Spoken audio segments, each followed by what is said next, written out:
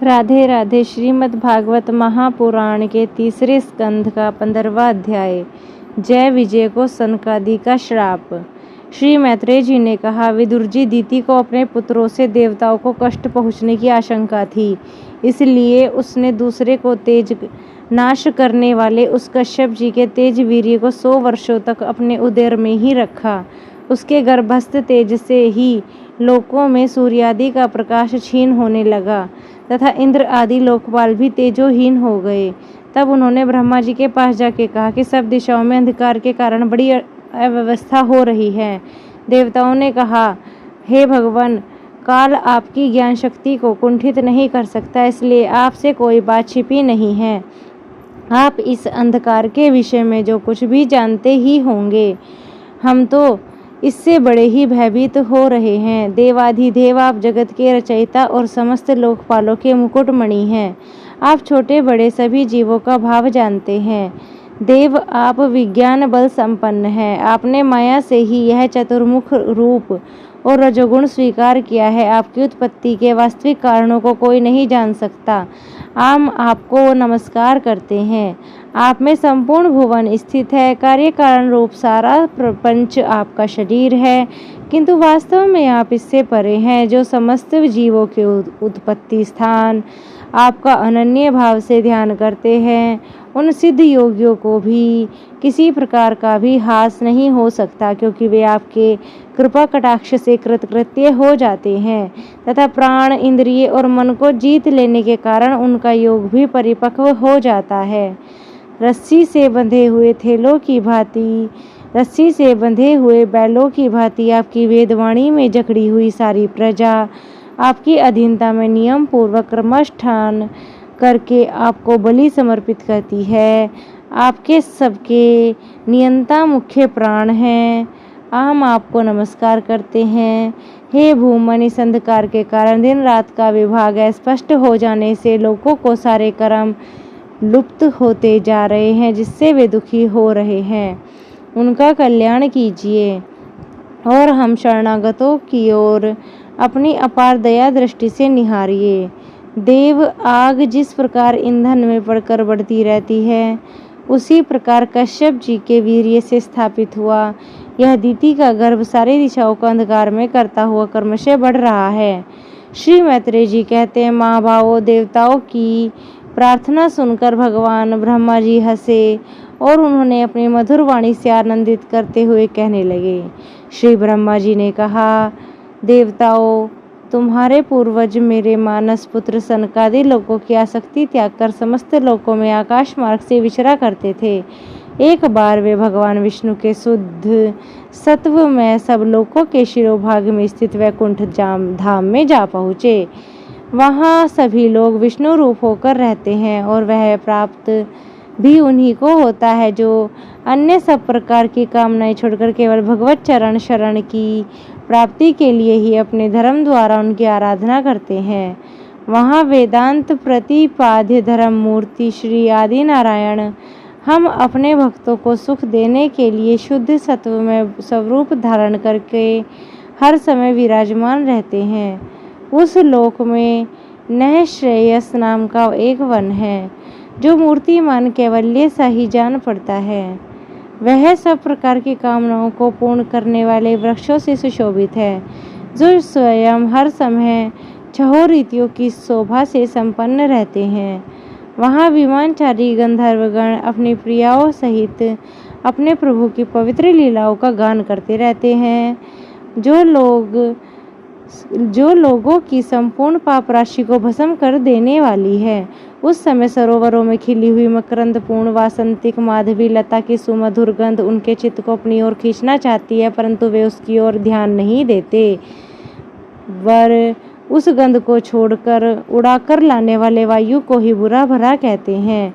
जिस समय भ्रमराज ऊंचे स्वर से गुंजार करते हुए मानो हरि कथा का गान करते हैं, उस समय थोड़ी देर के लिए कबूतर, कोयल, सारस, चकवे, पपीहे, हंस, तोते, तीतर और मोरों का कोलाहल बंद हो जाता है, मानो वे भी उस कीर्तन आनंद में बेसुध हो जाते हैं। श्री हरि तुलसी ने अपने श्री विग्रह को सजाते हैं और तुलसी की गंध का ही अधिक आदर करते हैं। यह देखकर वहाँ के मंदार, कुंद कुर्बक तिलक वृक्ष उत्पल, रात्रि में खिलने वाले कमल, चंपक, अर्ण, पुन्नाग, नागकेसर, बकुल, मोलसिरी, अम्बुज, दिन में खिलने वाले कमल और परिजात आदि पुष्प सुगंध युक्त होने पर तुलसी का ही तप अधिक मानते हैं। वह लोक वैदुर्य, मरकत, मणि, पन्ने और स्वर्ण के विमानों से भरा हुआ ये सब किसी कर्म फल से नहीं बल्कि एकमात्र श्री हरि के ही पाद पद्मों की वंदना करने से प्राप्त होते हैं। उन विमानों पर चढ़े हुए कृष्ण प्राण भगवत भक्तों की चितों में बड़े बड़े नितंबों वाली सुमुखी सुंदरियां भी अपनी मंद मुस्कान एवं मनोहर हास परिहास में काम विकार नहीं उत्पन्न कर सकती। परम सौंदर्यशालिनी लक्ष्मी जी, जिनकी कृपा प्राप्त करने के लिए देवगण भी यत्नशील रहते हैं, श्री हरि के भवन में चंचलता रूप को दोष को त्याग कर रहती हैं। जिस समय अपने चरण कमलों के नुपुरों की झंकार करती हुई वे अपना लीला कमल घुमाती हैं, उसी समय कनक भवन की स्फटिकमय दीवारों में उनका प्रतिबिंब पड़ने से ऐसा जान पड़ता है कि वे मानो ने बुहार रही हों। प्यारे देवताओं, जिस समय दासियों के साथ लिए हुए वे अपने क्रीड़ावन में तुलसी दल द्वारा भगवान का पूजन करती हैं, तब वहाँ के निर्मल जल से भरे हुए सरोवरों में, जिनमें मूंगे के घाट बने हुए हैं, अपना सुंदर अलकावली और उन्नत नासिका से सुशोभित मुखारविंद देखकर यह भगवान का चुंबन किया हुआ है, यो जानकर उसे बड़ा सौभाग्यशाली समझती हैं। जो लोग भगवान की पापहारिणी लीला कथाओं को छोड़कर बुद्धि को नष्ट करने वाली उस अर्थ काम संबंधी अन्य निंदित कथाएं सुनते हैं, वे उस वैकुंठ लोक में नहीं जा सकते। हाय, जब वे अभागे लोग इन सारहीन बातों को सुनते हैं, तब ये उनके पुण्यों को नष्ट कर उन्हें आश्रयहीन और घोर नरकों में डाल देती है। आहा, इस मनुष्य योनि की बड़ी महिमा है। हम देवता लोग भी इसकी चाह करते, इसी में तत्व ज्ञान और धर्म की भी प्राप्ति हो सकती है। इसे पाकर भी जो लोग भगवान की आराधना नहीं करते, वे वास्तव में उनकी सर्वत्र फैली हुई माया से मोहित हैं। देवाधिदेव श्री हरि का निरंतर चिंतन करते रहने के कारण जिनसे यमराज दूर रहते हैं, आपस में प्रभु के सुयश की चर्चा चलने पर अनुरागजन्य विवलतावश जिनके नेत्रों में अविरल अश्रुधारा बहने लगती है तथा शरीर में रोमांच छा जाता है, तथा जिनसे शील स्वभाव की हम लोग भी इच्छा करते हैं, वे परम भागवत ही हमारे लोकों से ऊपर उस वैकुंठ धाम में जाते हैं। जिस समय सनकादि मुनि विश्व गुरु श्री हरि निवास स्थान संपूर्ण लोकों के वंदनीय और श्रेष्ठ देवताओं के विचित्र विमानों से विभूषित उस परम दिव्य और अद्भुत वैकुंठ धाम में अपने योग बल से पहुँचे, तब उन्हें बड़ा ही आनंद हुआ। भगवत दर्शन की लालसा से अन्य दर्शनीय सामग्री की उपेक्षा करते हुए वैकुंठ धाम की 6 ड्योढ़ियाँ पार करके जब वे 7वीं पे पहुँचे, तब उन्होंने हाथ में गदा लिए हुए 2 समान आयुध वाले देव श्रेष्ठ दिखलाई दिए, जो बाजूबंद, कुंडल और किरीट आदि अनेकों अमूल्य आभूषणों से अलंकृत थे। उनकी 4 श्यामल भुजाओं के बीच में मतवाले मधुकरों से गुंजायमान वनमाला सुशोभित थी, तथा बाकी वोहें फड़कते हुए नासिका रंध्र और अरुण नयनों के कारण उनके चेहरे पे कुछ क्षोभ के भी चिन्ह दिखाई दे रहे थे। उनके इस प्रकार देखते रहने पर भी वे मुनिगण उनसे बिना पूछताछ किए जैसे स्वर्ण और वज्र में किनारों से युक्त वाली 6 ड्योढ़ी लांघ कर आए थे, उसी प्रकार उनके द्वार में घुस गए। उनकी दृष्टि तो रोक टोक के विचरते थे। वे चारों कुमार पूर्ण तत्वज्ञ थे तथा ब्रह्मा की सृष्टि में आयु में बड़े होने पर भी देखने में 5 वर्ष के बालकों की तरह जान पड़ते थे और दिगंबर वृत्ति से नंग धड़ंग रहते थे। उन्हें इस प्रकार भगवान के शील स्वभाव के विपरीत सनकादि के तेज की तेज की हंसी उड़ाते हुए उन्हें बेत में अड़ाकर रोक दिया। यद्यपि वे ऐसे दुर्व्यवहार के योग्य नहीं थे। जब उन द्वारपालों ने वैकुंठवासी देवताओं के सामने पूजा के सर्वश्रेष्ठ पात्र उन कुमारों को इस प्रकार रोका, तब अपने प्रियतम प्रभु के दर्शनों में विघ्न पड़ने के कारण उनके नेत्र सहसा कुछ कुछ क्रोध से लाल हो उठे और वे इस प्रकार कहने लगे। मुनियों ने कहा, अरे द्वारपालो, जो लोग भगवान की महती सेवा के प्रभाव से इस लोक को प्राप्त होकर यहाँ निवास करते हैं, तो भगवान के समान ही समदर्शी होते हैं। तुम दोनों में भी उन्हीं में से हो, किंतु तुम्हारे स्वभाव में विषमता क्यों है? भगवान तो परम शांत स्वभाव हैं, उनका किसी भी विरोध में नहीं है। फिर यहाँ ऐसा कौन है जिस पर शंका की जा सके? तुम स्वयं कपटी हो, इसी से अपने ही समान दूसरों पर शंका करते हो। भगवान के उदर में सारा ब्रह्मांड स्थित है, इसलिए यहाँ रहने वाले ज्ञानी जन सर्वात्मा श्री हरि से अपना कोई भेद नहीं देखते, बल्कि महाकाश में घटाकाश की भांति उनमें अपना अंतर्भाव देखते हैं। तुम तो देव रूपधारी हो, फिर भी तुम्हें ऐसा क्या दिखाई देता है जिससे तुमने भगवान के साथ कुछ भेदभाव के कारण होने वाले भय की कल्पना कर ली है? तुम हो तो इन भगवान वैकुंठ नाथ के पार्षद, जिन्हें तुम्हारी बुद्धि को मंद है। एतेव तुम्हारा कल्याण करने के लिए हम तुम्हारे अपराध के योग्य दंड का विचार करते हैं। तुम अपनी भेद बुद्धि से दोष से इस वैकुंठ लोक से निकलकर उस पापमय योनि में जाओ, जहाँ काम, क्रोध, लोभ प्राणियों के 3 शत्रु निवास करते हैं। सनकादि के क्रोध सुनकर ब्राह्मणों ने शाप को किसी प्रकार के शस्त्र समूह से निवारण होने योग्य न जानकर श्री हरि के वे दोनों पार्षद अत्यंत दीन भाव से उनके चरण पकड़कर पृथ्वी पर लौट गए। वे जानते थे कि उनके स्वामी श्री हरि भी ब्राह्मणों से बहुत डरते हैं। फिर उन्होंने अत्यंत आतुर होकर कहा, भगवान, हम अवश्य अपराधी हैं, अतः आपने हमें जो दंड दिया है वह उचित ही है और वह हमें मिलना चाहिए।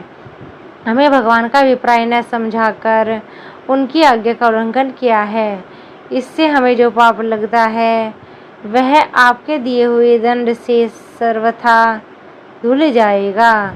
किंतु हमारी इस दुर्दशा का विचार करके यदि करुणावश आपको थोड़ा सा भी अनुताप हो तो ऐसी कृपा कीजिए कि जिससे उन अधम योनियों में जाने पर भी हमें भगवत स्मृति को नष्ट करने वाला मोह न प्राप्त हो। इधर जब साधुजनों के हृदय धन भगवान कमलनाभ को मालूम हुआ कि मेरे द्वारपालों ने सनकादि साधुओं का अनादर किया है, तब वे लक्ष्मी जी के पास पहुँचे, जिन्हें परमहंस मुनिजन भी ढूंढते हैं, सहज में पाते नहीं हैं।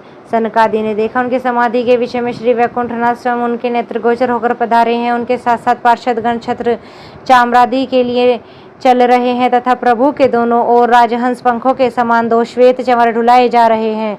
इनकी शीतल वायु से उनके श्वेत छत्र में लगी हुई मोतियों की झालर हिलती हुई ऐसी शोभा दे रही है मानो चंद्रमा की किरणों की अमृत की बूंदें झड़ रही हों।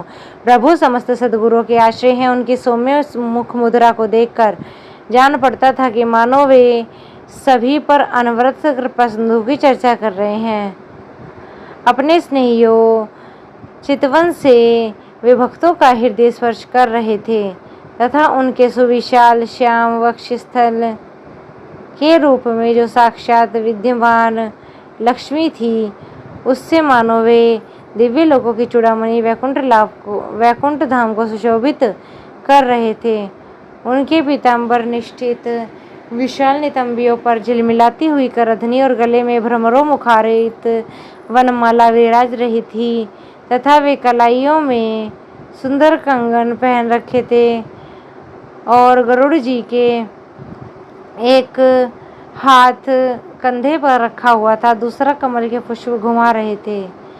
उनके अमोल कपोल बिजली की प्रभा को लज्जाने वाले मरकरात कुंडलों की शोभा बढ़ा रहे थे। उभरी हुई सुदृढ़ नासिका थी, बड़ा बड़ा सुंदर मुख था, सिर पर मणि मुकुट थी, बड़ा ही सुंदर मुख था और चारों भुजाओं के बीच महामूल्यवान मनोहर हार की और गले में कौस्तुभ मणि की अपूर्व शोभा थी।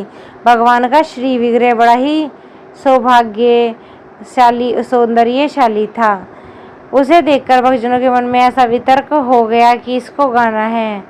ब्रह्मा जी ने देवताओं के इस प्रकार कहने पर मेरे विग्रह धारण करने वाले श्री हरि को देखकर सनकादि मुनीश्वरों ने झुककर प्रणाम किया। उस समय उनकी अद्भुत छवि को निहारते निहारते उनके नेत्र तृप्त हो गए। सनकादि मुनीश्वर निरंतर ब्रह्मानंद में निमग्न रहा करते थे, किंतु जिस समय भगवान कमल नयन के चरणारविंद कमरंद से मिली हुई तुलसी मंजरी की गंध से सुवासित वायु ने नासिका रंध्रों द्वारा उनके अंतःकरण में प्रवेश किया, उस समय वे अपने शरीर को न संभाल सके और उस दिव्य गंध ने उनके मन में खलबली पैदा कर दी। भगवान का मुख नील के समान था, अति सुंदर अधर और कुंडली के समान मनोहर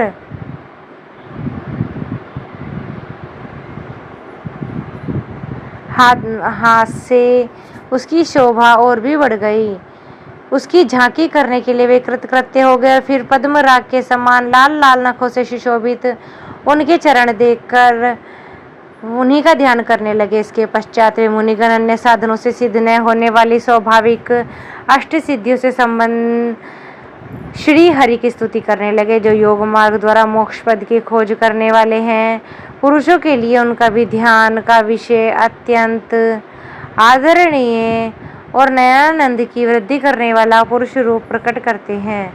सनकादि मुनियों ने कहा, अनंत, यद्यपि आप अंतर्यामी रूप से दुष्ट चरित्र हैं, दुष्चरित्र पुरुषों के हृदय में भी स्थित रहते हैं, तथापि उनकी दृष्टि ओझल ही रहते हैं। किंतु आज हमारे नेत्रों के सामने तो आप साक्षात विराजमान हैं। प्रभु, जिस समय आप उत्पन्न हुए तब हमारे माता पिता ब्रह्मा जी आपका रहस्य वर्णन किया था। उस समय श्रवण रंध्रों के द्वारा हमारी बुद्धि में तो आप विराजे थे, किंतु प्रत्यक्ष का दर्शन का सौभाग्य तो हमें आज प्राप्त हुआ है। हे भगवान, हम आपको साक्षात परम तत्व ही जानते हैं। इस समय आप अपने विशुद्ध सत्वमय विग्रह से इन भक्तों को आनंदित कर आपकी सगुण साकार मूर्ति को राग और अहंकार से मुक्त मुनिजन अपनी कृपा दृष्टि से प्राप्त हुए सुदृढ़ भक्ति योग के द्वारा अपने हृदय में उपलब्ध करते हैं। प्रभु, आपका सुयश अत्यंत कीर्तनीय है और संसारिक दुखों की निवृत्ति करने वाला है। आपके चरणों की शरण में रहने वाला भगवान आपकी रहस्यों की, आपके कथाओं के रसिक हैं। वे आपको आध्यात्मिक प्रसाद मोक्ष पद भी कुछ नहीं अधिक नहीं गिनते, फिर आपकी जरा सी टेढ़ी ही भयभीत कर देती हैं।